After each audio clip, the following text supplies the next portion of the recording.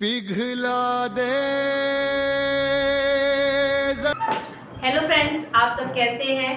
तो अपन पढ़ रहे हैं मध्यकालीन इतिहास। मध्यकालीन इतिहास में अभी तक आप क्या देख चुके हो, तो गुलाम वंश यानी जो स्लेव डायनेस्टी थी उसको पूरा कंप्लीट किया है विद कॉन्सेप्ट के साथ, और किस तरीके से आपको चीज़ों को याद करते जाना है और अपना खुद का शॉर्ट जो नोट्स होता है वो अपने नोट्स बनाते जाना है।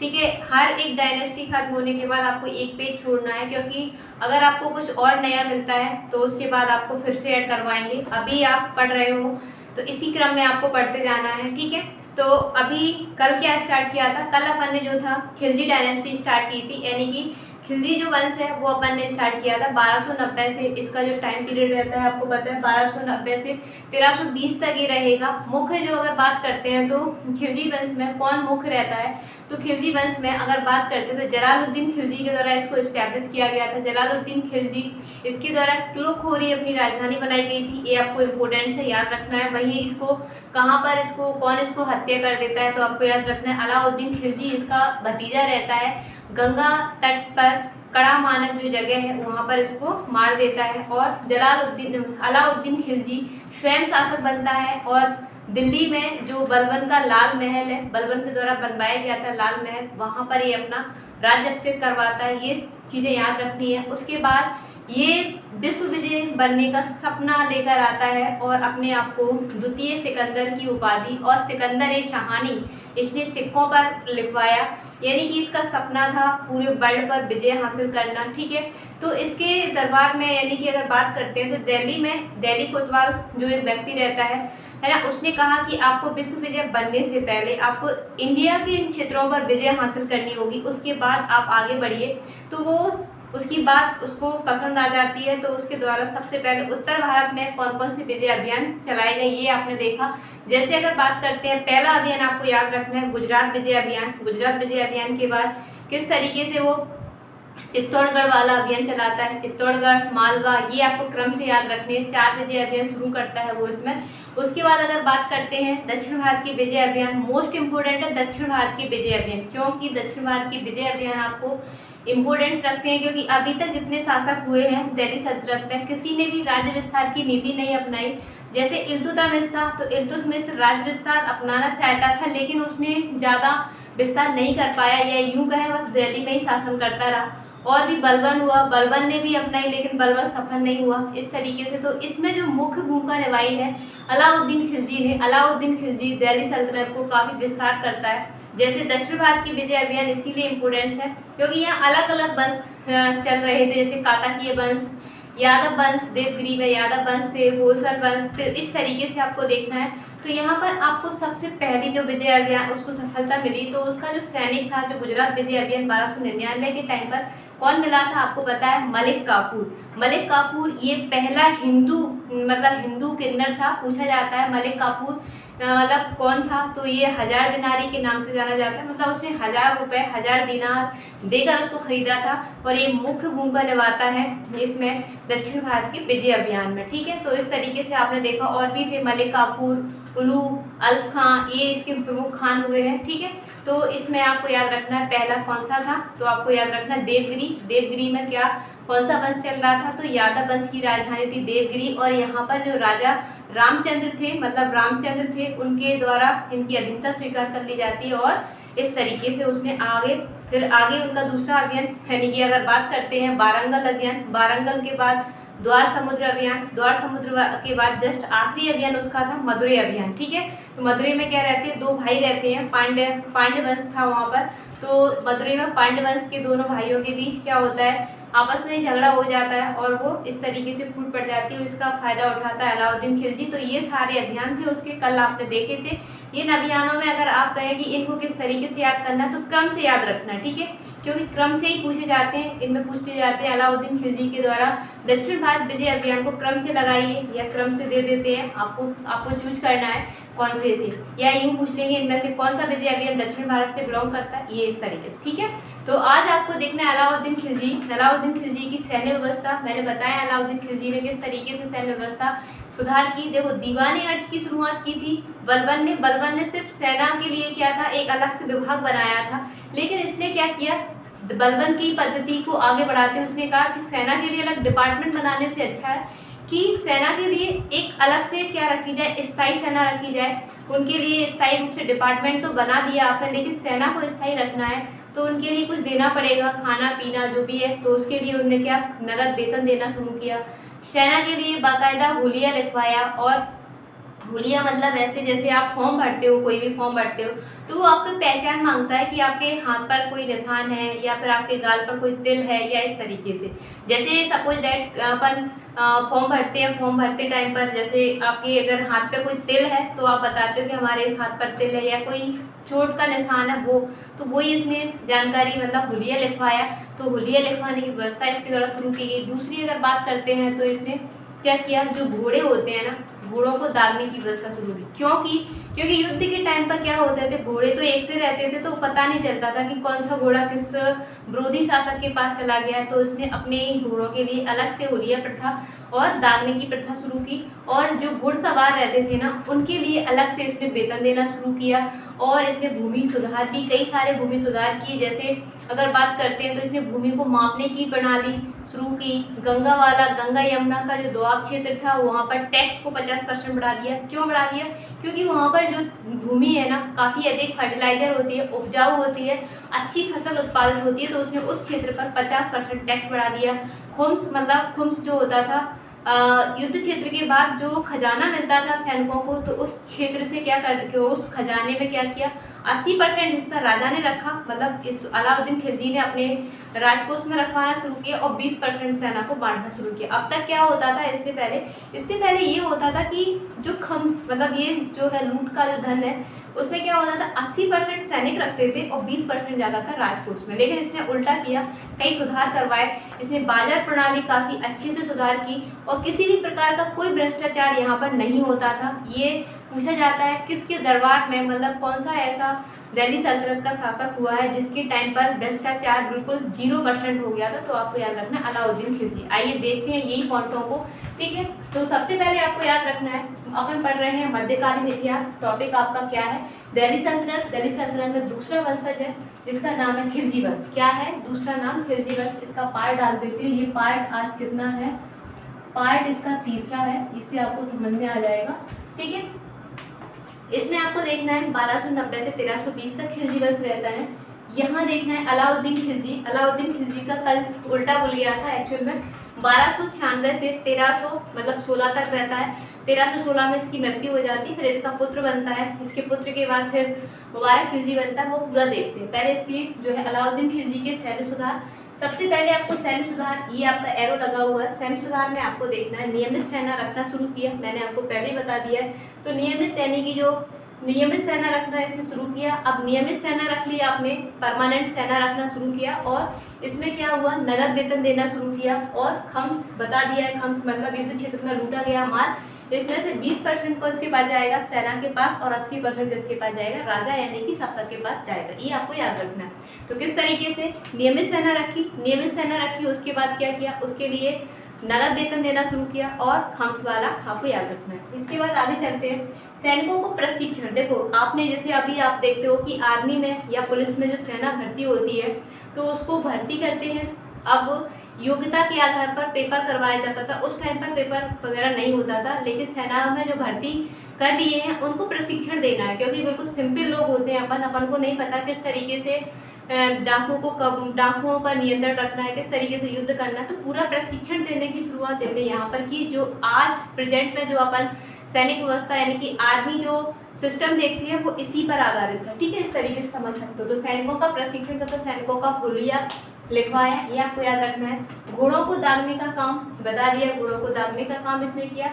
और जो घुड़सवार मतलब ये सैनिक हैं, इनकी अपेक्षा घुड़सवारों को ज़्यादा वेतन दिया जाता था, मतलब इनको अतिरिक्त जो वेतन थी वो व्यवस्था यहाँ पर की गई थी।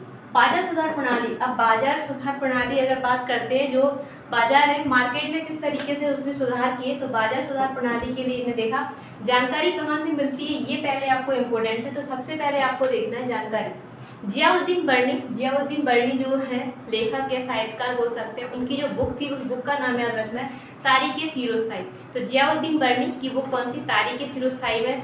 इनने बताया है कि बाकायदा किस तरीके से बाजार व्यवस्था शुरू की गई।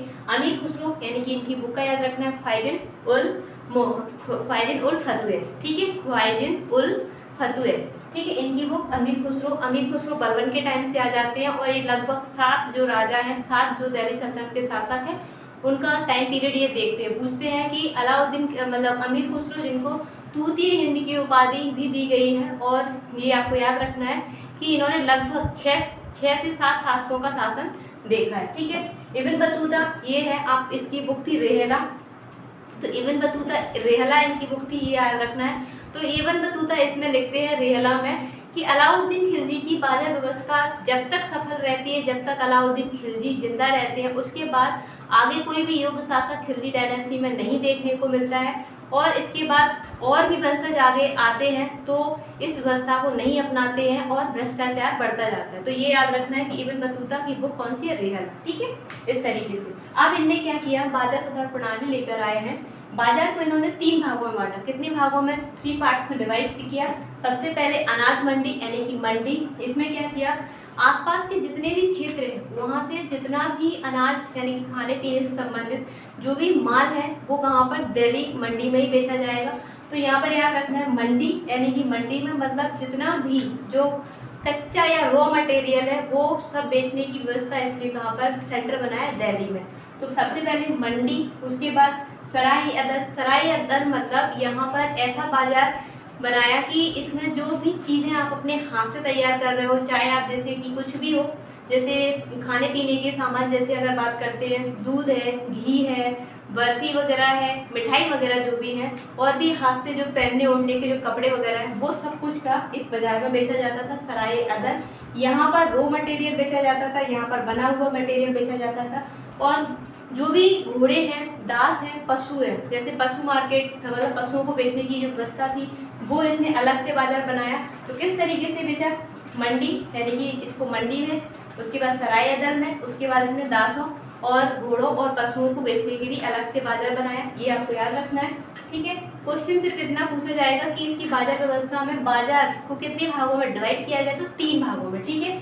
ये उस टाइम काम आता है जब आप किसी भी स्टेट लेवल का जब पीएससी वगैरह लिख रहे होते हैं ना, तब आपको इस तरीके से लिखना होता है। लेकिन अभी आपसे अगर ऑब्जेक्टिव क्वेश्चन पूछा जाएगा तो इस तरीके से पूछा जाएगा कि अलाउद्दीन खिलजी की बाजार व्यवस्था यानी कि उसने बाजार को कितने भागों में डिवाइड किया था? तो आपको याद रखना 3 भागों में, ठीक है।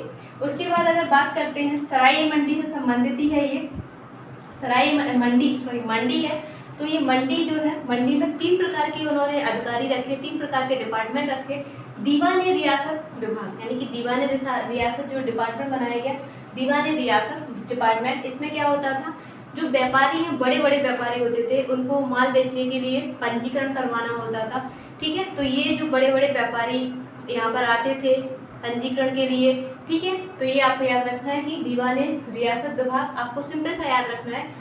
तो व्यापारियों का पंजीकरण होता था कि ये व्यापारी वास्तव में माल बेचने लायक है या फिर कोई ऐसी तो नहीं एंटर हो गया, इसके लिए, ठीक है, पूरी जांच होती थी।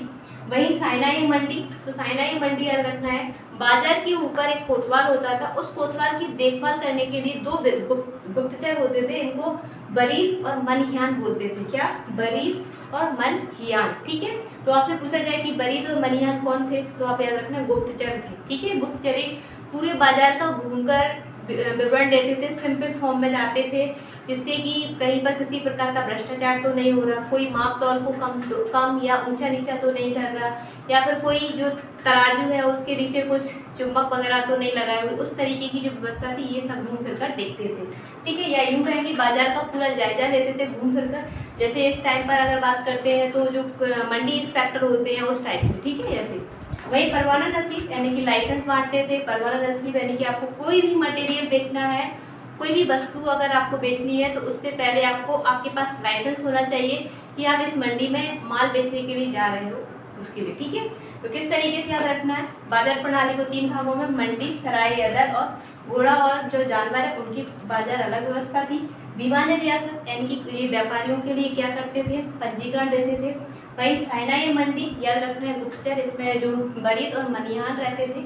और परवाना नसीब यानी कि लाइसेंस परमिट जारी करते थे। परवाना से याद रखना परमिट देते थे, ठीक है, किसी वस्तु को बेचने के लिए। अब इसमें आपने देखा इस तरीके से। अब इसकी भूमि व्यवस्था और देख लेते हैं, इनकी भूमि सुधार इसका अलाउद्दीन खिलजी का। तो आपने देखा सैन्य सुधार देख लिया आपने, बाजार व्यवस्था देख ली इसमें आपने। अब यहाँ पर आपको देखना है भूमि सुधार। अभी आप यहीं पर हो, भूमि सुधार देख रहे हैं यहाँ पर। भूमि सुधार किस तरीके से किया, सबसे पहले तो इसने इल्तुतमिश के टाइम पर जो इख्तियार व्यवस्था चल रही थी उसको इसने समाप्त किया। किसी भी प्रकार की कोई भी इख्तियार प्रणाली नहीं होगी, मतलब किसी भी व्यक्ति को वो पर्टिकुलर क्षेत्र नहीं दिया जाएगा और उससे किसी प्रकार का मतलब खुद की सेना नहीं रखेगा, टैक्स नहीं वसूलेगा, इसने अपने जिम्मे पर लिया। तो ये सबसे पहले याद रखना है कि इख्तियार व्यवस्था किसने समाप्त किया, तो याद रखना है आपको जिसने अलाउद्दीन खिलजी एकी के द्वारा। वही खालसा भूमि का मतलब जो भूमि थी, मतलब जो कहते नहीं ऐसे सरकारी भूमि डली रहती थी, ऐसी वैसी भूमि डली हुई है, उस पर क्या किया सरकार ने कि इसमें खालसा भूमि में परिवर्तित किया। यानी कि अब इस भूमि पर अगर कोई व्यक्ति काम कर रहा है तो वो भूमि पर टैक्स यानी कि नियंत्रण किसका हो गया, सरकार का हो गया। तो इसने जो इख्तियार व्यवस्था समाप्त करके उस भूमि को खालसा भूमि में परिवर्तित कर दिया, ठीक है। इतना पूछा जाएगा आपसे। दोआब क्षेत्र मतलब होता है 2 नदियाँ, जैसे गंगा और यमुना वाला एरिया काफ़ी फर्टिलाइजर है नॉर्थ इंडिया में, तो इसने उस वाले एरिया में 50% टैक्स बढ़ा दिया। ये भी देखना है आपको। आपसे पूछा जाएगा कि इख्तियार व्यवस्था किसने समाप्त की, तो आपको याद रखना है इल्तुतमिश के टाइम पर शुरू की गई थी, समाप्त करने वाला अलाउद्दीन खिलजी है ये। और वहीं अगर बात करते हैं इसने खालसा भूमि में परिवर्तित किया। उसके बाद आपको याद रखना है कि भूमि जो है उसको मापने के लिए जो पैमाइश शुरू की इसके द्वारा, जमीन मापने की जो व्यवस्था की उसको क्या कहते थे, तो उसको मसाहत कहते थे। यानी अलाउद्दीन खिलजी के टाइम पर भूमि को मापने के लिए जो व्यवस्था शुरू की गई उसको क्या कहते हैं, तो उसको मसाहत कहते हैं, ठीक है। क्या कहते हैं, मसाहत। वही अगर बात करते हैं निर्माण कार्य के उसमें, तो इसने हौज ए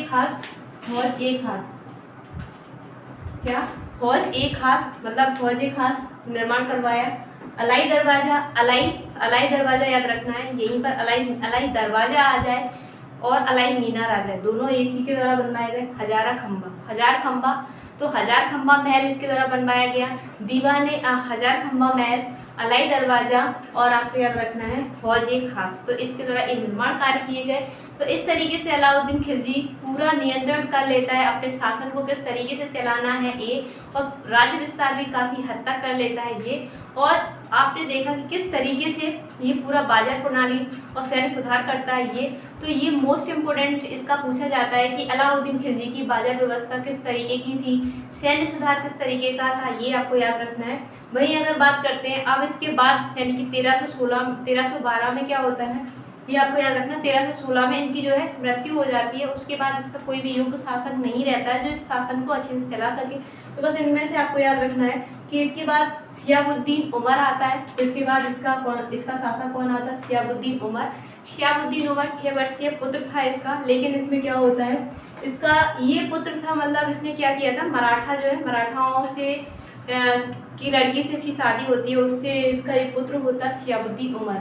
तो ये 6 वर्षीय था तो इसको मार देता है मुबारक खिलजी। उसके बाद इसका ही पुत्र था मुबारक खिलजी, तो मुबारक खिलजी शासन करता है। और ये मुबारक खिलजी कहते हैं कि मुबारक खिलजी के द्वारा क्या करते हैं, दक्षिण भारत पर काफ़ी हद तक इसका नियंत्रण हो गया। दक्षिण भारत में देवगिरी को पूरी तरह से उसमें मिला लेता है दिल्ली सल्तनत में। और ये क्या था, मेन क्या था इसके बारे में याद रखने पूछा नहीं जाता है इससे, लेकिन फिर भी स्टोरी आपको बता देते कि ये औरतों की तरह कपड़े पहनकर दरबार में कभी कभी उपस्थित होता था। इस तरीके की औरतों-नुमा हरकतें ये करता था, ये याद रखना। मुबारक खिलजी एकमात्र ऐसा है इसने ना ही खलीफा से किसी प्रकार की उपाधि ली, स्वयं इसने अपने आप को खलीफा पद धारण कर लिया, मतलब खलीफा की बिना अनुमति के उपाधि धारण कर ली थी, ये याद रखना है, ठीक है। नसीरुद्दीन खुसरो शाह, अंतिम शासक पूछा जाता है कि अंतिम शासक कौन था, तो नसीरुद्दीन खुसरो शाह, ठीक है।